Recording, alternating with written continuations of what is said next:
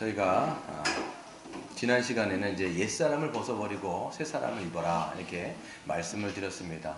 그래서 우리가 예수 그리스도를 믿는 자는 이미 성령을 받고 옛사람에 대해서는 죽은 자요, 또 이제는 새로운 사람으로 태어난 겁니다. 그래서 이제 세례를 받을 때 우리가 하는 그런 상징적인 의미로서 예식을 거하지 않습니까? 뭐 장로교야 침례탕이라는 것이 없기 때문에 이제 머리에 이제 물을 뿌려갖고 하는 것인데, 머리에다 물을 찍는다고 하는 건 뭐냐면 머리부터 발끝까지 전체가 예수 그리스도와 함께 옛사람에 대해서 죽었다라고 하는 것의 상징이요, 또 다시 예수 그리스도와 함께 새 생명을 얻고 새 사람이 되었다라고 하는 것의 또한 예표적인 모습입니다. 그럼에도 불구하고 성경은 뭐라고 말씀하냐면, 옛사람이 죽고 새 사람이 되었지만 그럼에도 날마다 우리는 옛사람을 벗어버리고 새 사람을 입어라 라고 명령을 하고 있어요. 그래서 끊임없이 날마다 우리가 옛사람에 대해서는 십자가에 못 박아 죽고, 또 날마다 새 사람으로서 삶을 살아가야 하는 것이죠. 그렇다면 새 사람, 즉 변화된 존재에 합당한 삶이란 무엇인가? 이것을 우리가 이제 거룩한 삶이라고 표현하기도 하고 새로운 삶이라고 이야기도 하는데, 그것을 우리는 개인적인 어떤 경건으로 치중하여 생각할 때가 많습니다. 말씀을 묵상한다든지, 기도를 한다든지, 전도를 한다든지, 예배를 드린다든지, 물론 다 맞는 말이에요. 근데 우리가 이 성경에서 이야기할 때 이 새 사람으로서의 합당한 삶을 개인적인 경건에 국한시켜서 생각하는 것이 아니라 공동체적이고 교회적이라는 것을 우리는 볼 수가 있는 것이죠. 왜 그러냐면, 우리가 한 새 사람으로 받아들여졌다라고 얘기할 때 성경은 우리를 교회적 존재로 이미 전제하고 있습니다. 그래서 성령께서는 우리를 예수 그리스도라고 하는 그분의 몸에 우리를 연합시켜서 하나 되게 하셨다라고 성경은 선언하고 있죠. 그렇기 때문에 새로운 존재에 합당한 새로운 삶이라고 하는 것은 교회론적이며 또한 공동체적인 삶으로 살아가는 것이 맞는 이야기인 겁니다. 그래서 말씀 보고 예배하고 기도하고 이거 다 뭐냐? 우리가 서로 사랑하면서 서로 도우면서 서로 연합된 존재로 살아가기 위한 하나의 다 방편이자 길들이라고 우리는 보면 되는 것이겠죠. 그래서 오늘 말씀을 봐도 이제 지난주에 보면 이제 너희는 옛사람을 버리고 새 사람으로 살아라 라고 이렇게 이야기하면서 25절부터 32절까지가 개인적인 어떤 경건에 관한 내용이 아니라 같이 어떻게 살아갈 것이냐, 한몸됨으로 어떻게 살아갈 것인지를 굉장히 주목하여 보고 있는 것을 우리는 생각할 수 있습니다. 그래서 첫 번째는 뭐예요? 25절을 같이 읽어볼까요? 시작. 그런즉 거짓을 버리고 각각 그 이웃과 더불어 참된 것을 말하라. 이는 우리가 서로 지체가 됨이라. 새로운 사람으로서의 합당한 삶의 첫 번째는 이거예요. 거짓을 버리고 각각 그 이웃과 더불어 참된 것을 말하는 거예요. 그랬을 때 우리가 한몸됨으로 살아갈 수 있는 것이고 새 사람을 입으면서 살아갈 수 있다는 게 바로 이런 모습입니다. 그래서 거짓을 버린다라고 하는 것은 거짓말을 의미할 수도 있지만 궁극적으로는 거짓된 관계를 말합니다. 생각해 보세요. 거짓말을 하는 이유가 뭐겠습니까? 내 자신에 대해서 숨기기 위한 거예요. 결국 나를 포장하거나 숨김으로써 진실된 관계로 나아가지 않고 피상적인 관계에 머무르게 하는 게 바로 이런 거짓되고 피상적인 관계예요. 거짓말을 하는 이런 게 아니라 자기의 어떠함을 숨긴다거나 자기 어떤 것들을 이제 포장하여 말할 때, 그렇죠? 누군가 이렇게 막 얘기를 하다 보면요, 진실된 관계로 말하는 게 아니라 어떤 걸 이렇게 숨겨요. 그리고 마음의 어떤 동기라든지 어떤 걸 숨겨놓고 겉으로만 얘기하는 거예요. 그러면 이게 진실된 관계로 나아가기는 불가능합니다. 계속 피상적인 관계에 머무는 거죠. 교회도 마찬가지예요. 함께 20년, 30년 있다고 하더라도 진실된 관계를 맺지 않으면 늘 우리가 20년, 30년 있어도 피상적인 관계에 머무는 거예요. 이런 관계를 우리는 지향해야 하는 것입니다. 그렇기 때문에 피상적인 관계를 깨기 위해서는 서로 참된 것을 말해야 되는 것이죠. 여기서 참되다라는 것은 진실한 말을 하는 것을 뿐만 아니라 서로를 진실되게 대하여 진실한 관계를 맺는 것을 얘기하는 겁니다. 우리가 믿는 예수 그리스도의 복음은요, 진리입니다. 이 진리를 통해서, 우리가 이 진리를 믿음을 통해서 하나님과 진실한 관계를 맺은 거예요. 그렇죠? 복음은 진리인데 그 진리를 믿었기 때문에 우리는 이제 진실한 관계를 맺은 거예요. 그러니까 여러분 진리와 진실한 관계는 뗄래야 뗄 수가 없어요. 하나님과 진실한 관계를 맺은 사람은 다른 타인에게서도 타인을 향해서도 우리가 진실한 관계를 맺게 되는 것이죠. 그러니까 진리를 믿었는데 거짓되고 진실되게 행하지 않는다. 이거는 말이 안 맞는 것이고 이거는 새 사람으로서의 삶의 방식이 아니라 옛 사람으로의 삶의 방식인 거예요. 그러면 이제 교회는 어떻게 살아가야 되느냐? 한 몸 되면 어떻게 살아가야 되느냐? 이 피상적인 관계를 계속 버리셔야 돼요. 그리고 진실된 관계로 나아가기 위해서 애를 쓰셔야 되는 것이죠. 여러분 진실된 관계는 그냥 형성되는 게 아닙니다. 우리가 서로 자신을 오픈하고 진실하게 대할 때 만들어지는 관계예요. 그렇잖아요. 여러분 누군가에게 관계를 맺을 때 진실하게 관계를 맺은다 라고 했을 때 우리의 노력이 필요한 것이고 우리의 어떤 심혈을 기울여야 되는 문제인 거예요. 신뢰는요 하루아침에 쌓여지는 것이 아니라 시간이 지나고 또 이것들이 계속 진실한 관계로 우리가 형성해 나갈 때 조금씩 만들어져가는 관계라는 것을 우리가 기억하는 것이죠. 이를 위해서 교회는 서로 자신을 오픈하고 서로를 이제 진실하게 대하는 이제 훈련들을 좀 하셔야 돼요. 이게 안 되면요 끊임없이 우리가 함께 있어도 피상적인 관계, 자기 어떤 것들은 이제 숨기고 말하지 않고 동기라든지 게 아니라 겉으로만 이렇게 계속 표면적인 관계로 머무르면 안 된다는 거예요. 이것이 이루어지는 것이 언제냐? 바로 이제 교회 가운데서는 소그룹 시간이거나 아니면 이제 가정의 초대를 통해서 할 수가 있습니다. 이게 소그룹 모임은요, 우리가 함께 이제 말씀을 보죠. 예배 같은 경우는요, 제가 이제 일방적으로 여러분에게 선포하는 말씀입니다. 이거는 일방적으로 듣는 겁니다. 그런데 소그룹 시간은 어때요? 함께 말씀을 보고 같이 나누게 되겠죠. 골로새서 말씀에 보면 뭐라고 되어 있냐면 피차 가르치며 권면하라고 되어 있어요. 이게 여러분 이 소그룹의 아주 중요한 핵심이에요. 같이 말씀을 보고 야, 이 말씀이 이렇구나 라고 이야기하면서 그 말씀을 내가 적용하여 내 삶을 오픈하고 나는 한 주간 이렇게 살았는데 오늘 말씀에 비춰보니까 이런 것들은 내가 좀 책망을 받아야 되겠고 이런 삶으로 내가 나가는 게 참 좋을 것 같아 라고 이야기하면서 자기의 삶을 오픈하는 거예요. 늘 감추고 있으면 안 됩니다. 일주일의 삶을 감추고 있다가 여기 와서 그런 척 하면요 이 삶은 끊임없이 피상적인 관계인데 그때 우리가 같이 말씀 보고 오픈하고 기도하고 같이 성장하는 거예요. 그래서 그리스도의 장성한 분량까지 자라간다라고 얘기했을 때 여러분의 삶에 오픈이 전제가 돼 있어야 돼요. 그래서 이 삶을 통하여 같이 이제 나가는 방식이 굉장히 중요한 겁니다. 그래서 진리를 근거로 진실한 관계를 만들 수가 있습니다. 뿐만 아니라 우리가 평상시에 우리가 잘 하진 않지만 집으로 초대하거나 가정으로 초대 이런 거에 아주 중요한 거예요. 자기의 가정을 오픈한다라고 하는 것은 자기 자신을 어떻게 보면 오픈하는 것과 똑같습니다. 그렇기 때문에 그 가정을 오픈하면서 서로 알게 되어지고 서로 관계를 맺을 수 있는 좋은 끈들이 될 수 있죠. 저희가 한 달에 한 번 이제 기관별로 모이죠. 그때 모일 때마다 뭐 그냥 밖으로 나가는 것도 좋지만 어떤 가정에 가서 그 가정에서 같이 담화를 나누고 그러니까 너무 논 쪽으로만 치중을 안 해도 돼요. 같이 이게 이야기도 나누고 삶도 나누고 어떻게 살아가는지도 같이 교제할 수 있는 시간을 더 만드는 것이 그 질적으로도 그리고 우리가 모임하는 어떤 목적으로도 합당한 줄로 생각할 수가 있는 것이죠. 이것을 통해서 우리 교회는 끊임없이 이 네트워크, 점조직이요 더 강해지는 거예요. 서로의 연결된 끈들이 더 이게 긴밀해지고 강해졌을 때 교회가 같이 성장한다는 것을 우리가 경험하게 되는 것입니다. 두 번째로 보면 새 사람에 합당한 새로운 삶이라고 하는 것은 분을 내어도 죄를 짓지 말아야 된다라고 성경은 이야기합니다. 26절을 한번 보세요. 같이 읽어볼까요? 시작. 분을 내어도 죄를 짓지 말며 해가 지도록 분을 품지 말고 마귀에게 틈을 주지 말아라 라고 26절 27절에 말씀하고 있습니다.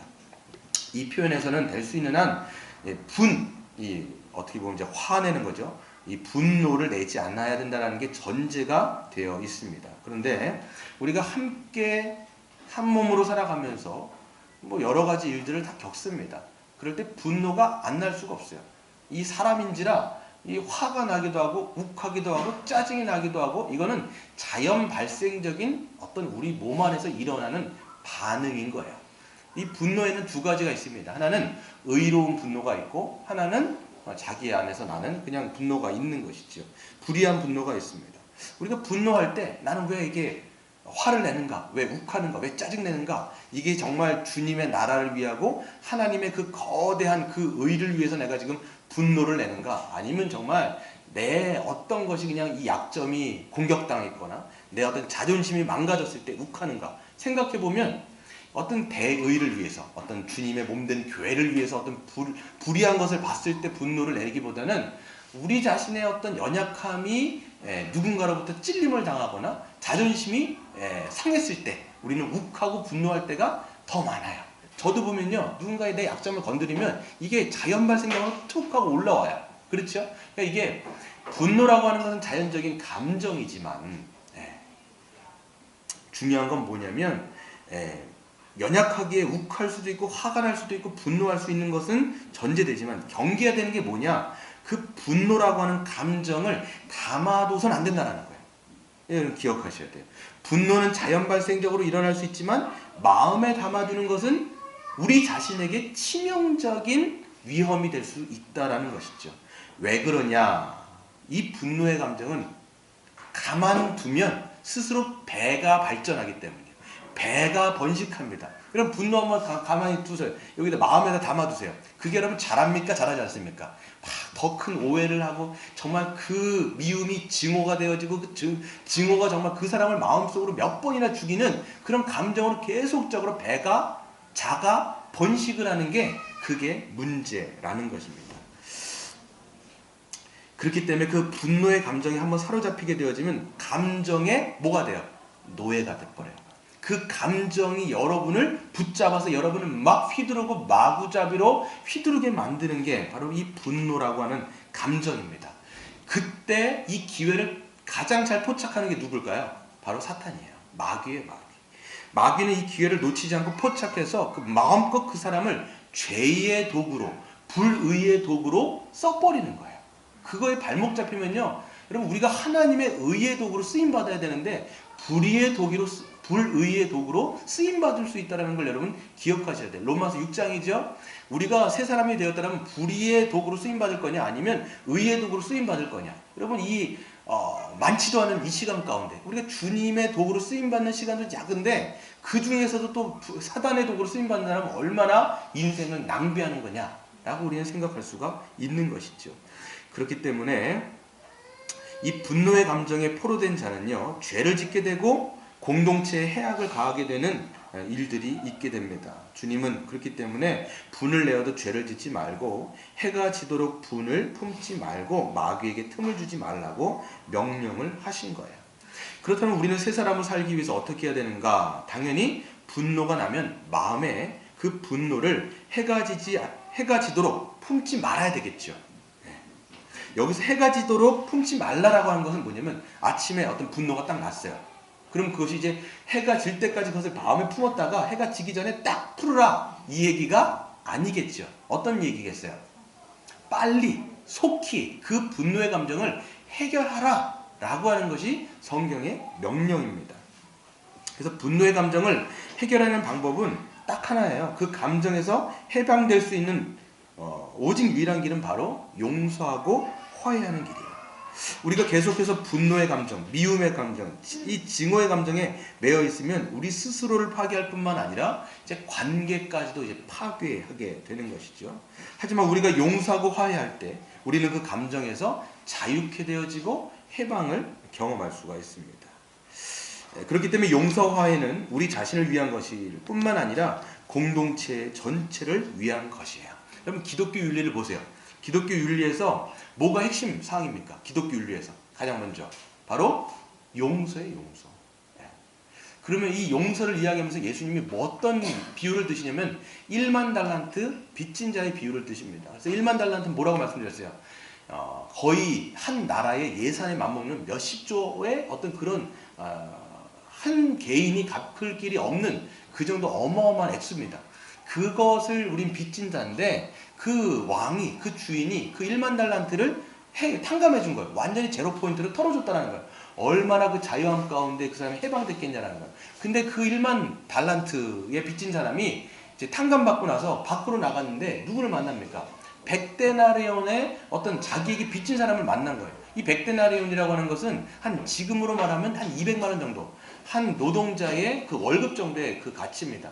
자기의 그런 빚진 자를 만났는데 자기가 그런 어마어마한 것을 탕감받았다면 어떻게 돼요?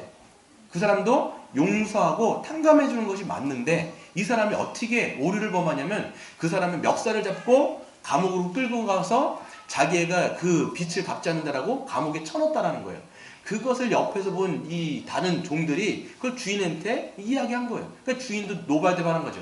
내가 어마어마하게 탕감해 줬는데 지는 그것을 탕감받은 자로서 다른 사람들을 향해서 탕감해 주는 게 아니라 오히려 그것을 어떻게 하냐면 채무 관계를 막 더 걸어버렸다라는 것이죠. 그 이야기가 어떤 메시지가 있느냐? 우리는 1만 달란트의 빚진 자인데 그걸 탕감해 주셨어요. 그러면 하나님께서 그 어마어마한 용서를 받았다면 우리의 모든 삶에서 어떻게 하는 것이 마땅합니까? 용서하고 화해하는 것은 사실 자연스럽고 너무나 마땅하다라고 성경은 이야기하기 때문에 기독교의 핵심 윤리 중에 하나가 뭐냐? 바로 용서라는 것을 우리는 기억을 해야 되는 것이죠.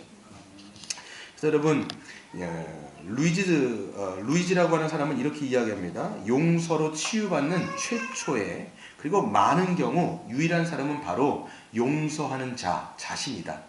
진실한 용서는 포로에게 자유를 준다.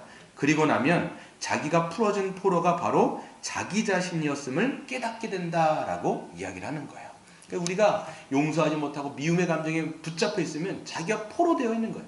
그 자기 자신을 해방시키려면 뭐냐면 용서하고 화해할 때 그때 자기 자신이 그 포로에서 해방되어지는 것을 보게 되는 것이죠. 남아프리카 공화국의 여러분 인종차별의 대명사격인 아파르테이트라고 하는 그 사건을 남아프리카 공화국은 아주 끔찍하게 겪었던 나라입니다. 인종차별이 엄청나게 심했어요. 그래서 백인과 그 흑인의 인종차별이 너무나 격심하다 보니까 백인들은 흑인들을 거의 하나의 어떤 그 도구, 이게 사람이 아닌 거예요. 그러니까 함부로 대하는 거죠.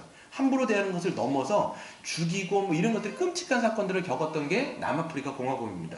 제가 책을 한번 발췌해갖고 읽어드리면요. 세상은 은혜가 활동하는 모습을 볼 때 잠잠해진다. 넬슨 만델라는 27년 동안 감옥 생활을 마치고 대통령에 당선이 되었다. 그는 억압받던 인종이 주도권을 탈환한 여러 나라에서 복수의 악순환이 일어나는 광경을 숱하게 보아왔다. 그는 데스모스 투투라고 하는 대주교를 진실과 화해위원회라는 이름도 거창한 정부 공식 위원단장으로 임명했다. 그 다음 2년 동안 남아공 사람들은 진실과 화해라고 하는 청문회에서 공개되는 잔혹한 행위의 보고를 귀 기울였다. 청문회의 규칙은 간단했다. 백인 경찰이나 군인이 자발적으로 고소자들 앞에 서서 범행을 자백하고 인정하면 그 범죄로 인해서 재판을 받거나 처벌을 받지 않는 것이었다. 강경론자들은 범죄자를 그냥 풀어주는 것은 명백히 부당한 처사라 극렬히 반대했다. 하지만 만델라는 남아프리카 공화국에서는 정의 못지않게 치유가 필요하다고 주장했다. 반드블랙이라고 하는 백인 경찰은 한 청문회에서 자신과 동료들이 18살의 흑인 소년을 총으로 쏜 뒤에 증거를 인멸하기 위해 그 시신을 바베큐 고기처럼 불에다 대고 이리저리 그을리는 사건을 자세히 털어놓았다. 8년 후 그는 다시 그 집으로 돌아가서 소년의 아버지를 체포했다. 아내는 경찰관들이 남편을 장작더미에다 묶어놓고 몸에다 휘발유를 끼얹은 뒤에 불을 붙이는 과정을 강제로 지켜봐야 했다. 그 백인 경찰관에 의해서 아들과 남편을 차례로 잃은 노 부인에게 대꾸할 기회가 주어졌을 때 청문회 법정은 조용해졌다. 반드블랙 씨에게 무엇을 원하십니까? 판사가 물었다. 그녀는 남편의 장례를 제대로 치를 수 있도록 반드블랙이 남편의 시신을 불태운 장소로 가서 그 죄를 모아줬으면 한다라고 말했다. 그 경찰관은 머리를 숙인 채 알겠다는 뜻으로 고개를 끄덕였다. 그 다음 그녀는 추가 요구사항으로 이렇게 덧붙였다. 반드블랙 씨는 제 가족 모두를 데려갔습니다. 그러나 저에겐 아직도 그에게 줄 수 있는 사랑이 많습니다. 한 달에 2번 나는 그가 우리 집에 와서 하루 동안 시간을 보냈으면 합니다. 제가 엄마 노릇을 할 수 있도록 말이죠. 그리고 나를 반드블랙 씨가 하나님의 용서를 받았다는 것과 나도 그를 용서했다는 사실을 알았으면 합니다. 나는 내가 정말 용서했다는 것을 반드블랙 씨가 알도록 그를 안아주고 싶습니다. 노부인이 증인석으로 걸어가는 동안 법정 안에 누군가 나 같은 죄인 살리신을 부르기 시작했다. 그러나 반드브렉은 그 찬양 소리를 듣지 못했다. 그는 상황을 감당하지 못하고 졸도해 버렸기 때문이다. 이렇게 얘기하고 있어요. 즉 만델라라고 하는 사람은 악이 저질렀을 때 그 악을 이길 수 있는 반응이 뭐냐라고 했을 때 용서와 화해라는 거예요. 여러분 보복이라고 하는 것, 증오라고 하는 것은 또 다른 보복을 낳고 또 다른 증오를 확산시킵니다.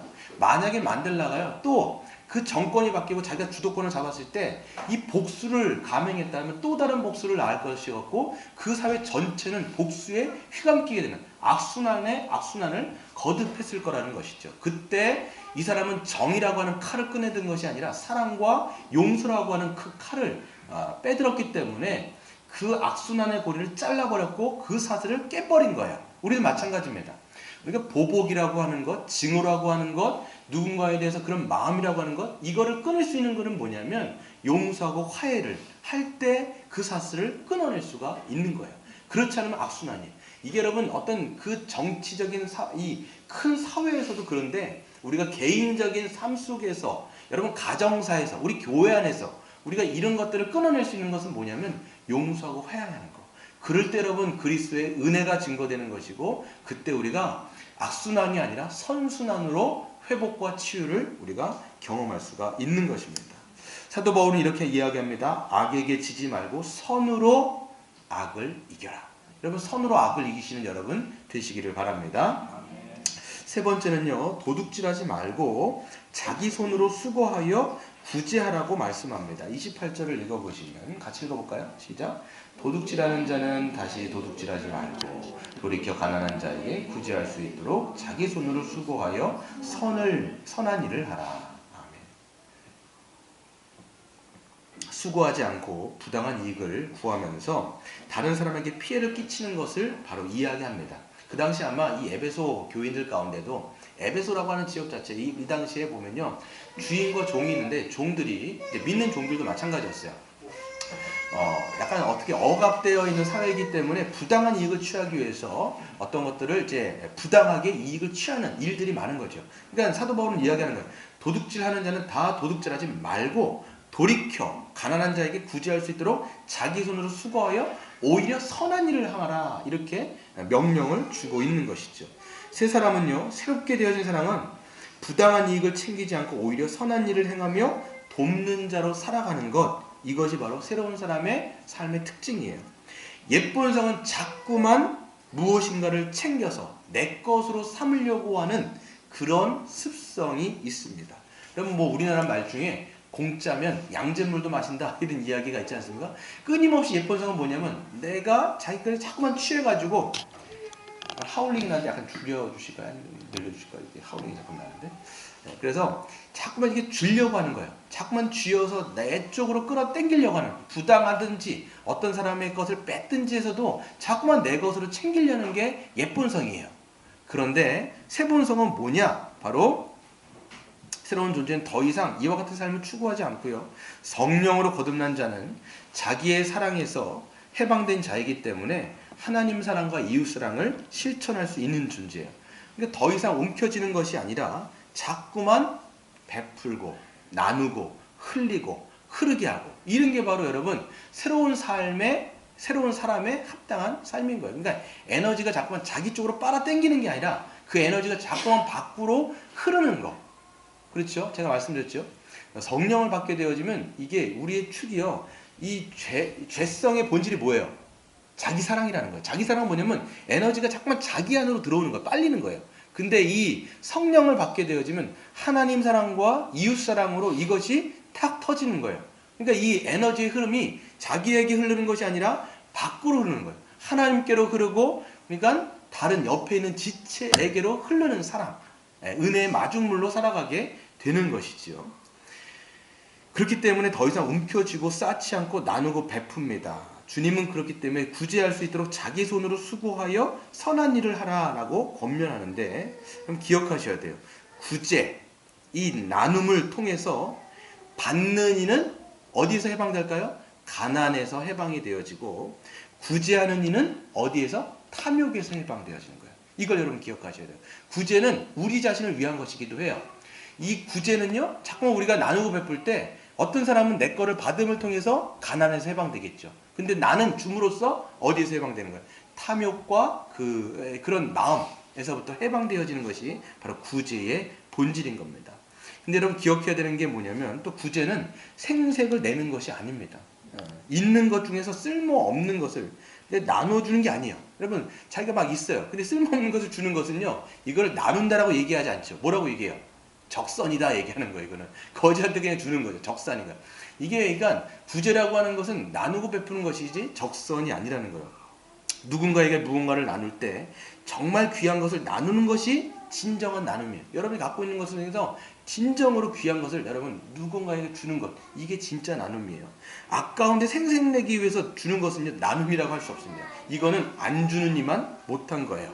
없는 것 중에서도 작은 것을 기쁨으로 나누고 이것을 우리가 베푼다라면 이게 진정한 거예요. 왜냐하면 주고받음에 있어서 사랑의 마음이 전해지기 때문입니다.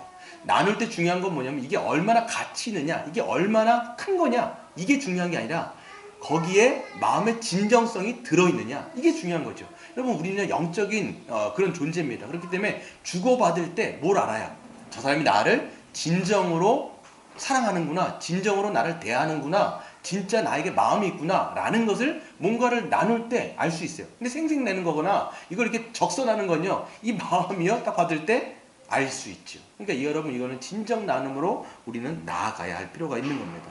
마가복음 우리 12장을 한번 볼까요? 마가복음 12장에 주는 원리가 나와 있습니다. 마가복음 12장을 한번 읽어보시면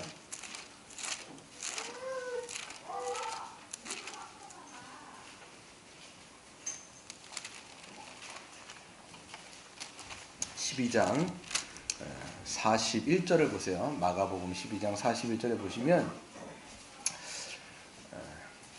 77페이지입니다. 신약성경 77페이지. 한번 같이 읽어볼까요? 시작. 예수께서 헌금을 대하여 앉으사 우리가 어떻게 헌금함에 돈을 넣는가를 보실세. 여러 부자는 많이 넣는데 한 가난한 과부는 와서 두렙돈 한 고드란트를 넣는지라 그랬어요. 예수께서 헌금함에 대해서 앉으셨다는 건 뭐냐면 헌금을 향하여 보고 계신 거예요. 지금 어떻게 사람들이 돈을 넣는가를 보고 계신다는 거예요.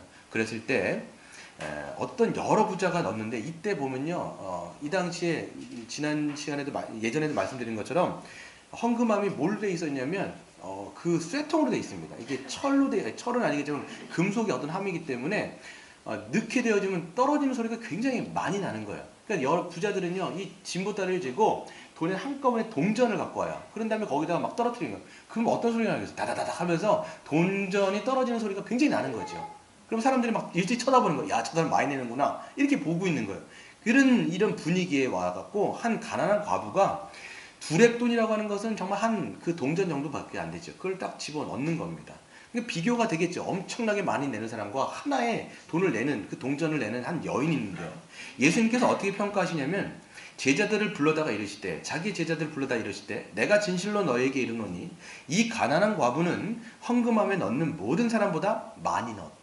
양이 중요한 게 아니에요. 양으로 말하면 이 부자들이 굉장히 많이 넣었죠. 이 사람은 한 동전 하나 넣은 겁니다. 근데 이 사람이 많이 넣었다 이렇게 말씀하시면서 44절에 그들은 다 풍족한 중에 넣었거니와 이 과부는 그 가난한 중에 자기의 모든 소유 곧 생활비 전부를 넣었느니라 하시니라. 아멘. 그러니까 지금 이 주고받음의 원리, 헌금도 마찬가지고 우리가 다른 사람과 함께 공유하고 나누는 것도 마찬가지예요.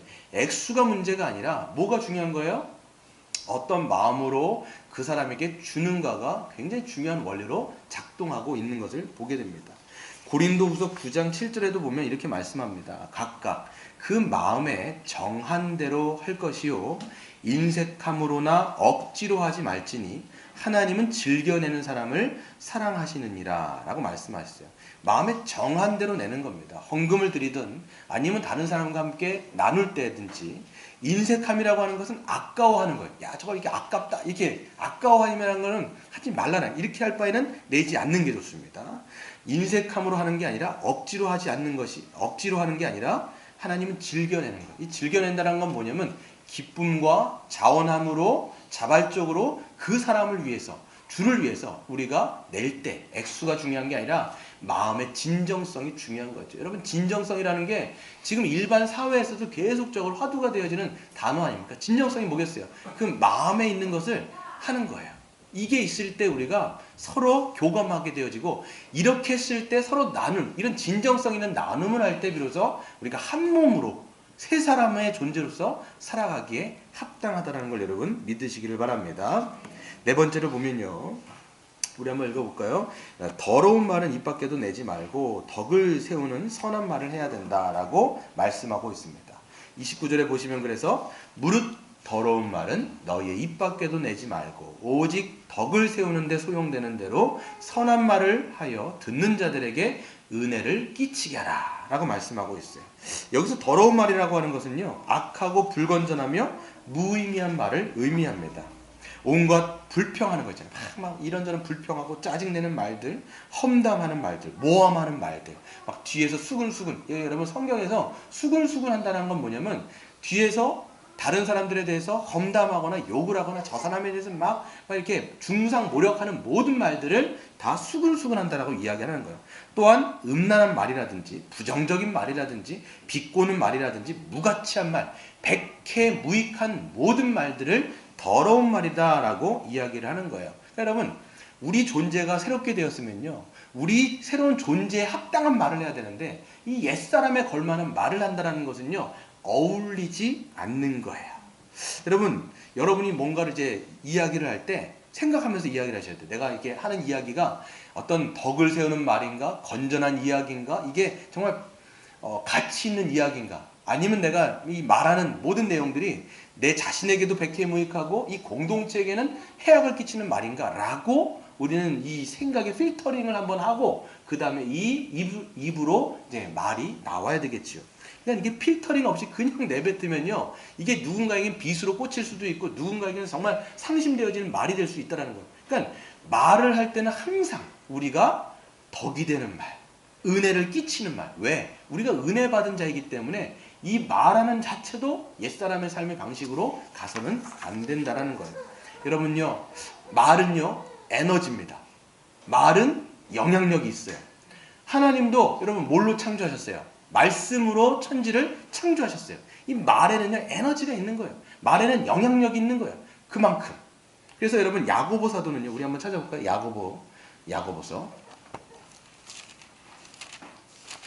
야고보서 우리 3장을 한번 볼까요? 374페이지 야고보서 3장을 한번 보세요. 야고보서는 참된 믿음이란 무엇이냐, 참된 경건이란 무엇이냐를 계속해서 말씀하고 있는 장이 바로 이제 야고보서인데요. 이렇게 이야기합니다. 2절을 보시면, 우리가 다 실수가 많으니, 실수 많죠? 저도 그렇고요. 만일 말에 실수가 없는 자라면 곧 온전한 사람이라 능히 온 몸도 굴레를 씌우리라. 여기서 온전하다고 하는 것은 퍼펙트가 아니에요. 완전한 게 아니라 하나님의 사람에 합당한 온전한 사람이라고 얘기하는 거예요. 말에 실수가 많지 않으면. 근데 보면요, 3절, 우리가 말들의 입에 재갈을 물리는 것은 우리에게 순종하게 하려고 그 온몸을 제하는 것이라. 또 배를 보라, 그렇게 크고 광풍에 밀려가는 것들을 지극히 작은 키로서 사공의 뜻대로 운행하나니. 지금 이 말을요, 어디에 비유하고 있어요? 달리는 말에 비유하고 있고, 그 타는 배에 비유하고 있어요. 달리는 말, 그 막 쌩쌩 달리는 말을 제어하고 컨트롤하는 게 뭐예요? 말의 재갈이라고 하는 굉장히 작은 거예요. 뿐만 아니라 엄청나게 큰 배도요, 작은 키 하나로 그 배를요 컨트롤할 수가 있다는 거예요. 그러니까 지금 이 혀라고 하는 것을, 이건 굉장히 작지만 온 몸을 컨트롤할 수 있는 엄청난 영향력을 가진 거다라고 야고보 사도는 이야기를 해주고 있는 겁니다. 그래서 보세요, 5절에 이와 같이 혀도 작은 지체로 돼 큰 것을 자랑하도다. 보라, 얼마나 작은 불이 얼마나 많은 나무를 태우는가. 혀는 곧 불이요 불의의 세계라. 혀는 우리 지체 중에서 온몸을 더럽히고 삶의 수레바퀴를 불사르나니 그 사르는 것이 지옥불에서 나느니라. 엄청난 영향력을 발휘한다는 거예요. 작은 것이지만 이게 누군가를 살리기도 하고 누군가를 죽이기도 하는 세체의 혀가 그만큼 영향력이 세고 에너지가 크다라고 이야기를 하는 겁니다. 그래서 성경은 뭐라고 얘기하냐면, 한 구덩이에서 쓴물도 내뱉고 어떤 것은 그 샘도 솟아오르는데 그럴 수가 없다라고 이야기를 하고 있는 거예요. 우리가 한 입을 가졌다면 하나님을 찬양하고 누군가를 저주할 수는 없어요, 여러분. 우리가 여러분 생명을 받았다면 이거는 찬양하는 입술인 것이고 누군가를 살리는 입술이 되어야 되겠지요. 여러분, 여러분이 거듭났다고 하면요, 그 거듭남은 어디에서 증명되어야 되느냐? 여러분의 언어를 통해서 증명돼야 돼요. 여러분의 존재가 거듭나면 말도 거듭나야 되는 거예요. 여러분이 생명을 얻었다면 그 여러분의 언어를 통해서 누군가는 살아야 되는 거예요. 왜? 생명받은 자는 생명의 언어를 말하기 때문에. 그래서 여러분 자꾸만 부정적인 말들, 또한 누군가를 험담하는 말들, 누군가를 중상모략하고 자꾸 깎아내리는 말들, 이게 아니라 이제는 새로운 삶에 합당한 존재는 뭐예요? 누군가를 격려하고 위로하고 용기를 주고 생명을 주고 이런 복음을 전하는 것 자체가 뭐예요? 생명을 전하는 일 아닙니까? 예수를 전한다는 것은 복음을 전하는 건 생명을 전하는 거예요. 그러니까 자꾸만 그 여러분 자신의 어떤 덕을 세울 뿐만 아니라 은혜를 끼치는가 생각해 보시는 여러분 되시기를 바랍니다. 마지막으로 결론. 그래서 여러분, 이처럼 우리는요, 옛사람을 벗어버리고 날마다 새로운 사람을 살아갈 때만이 한 몸으로 살아갈 수가 있어요.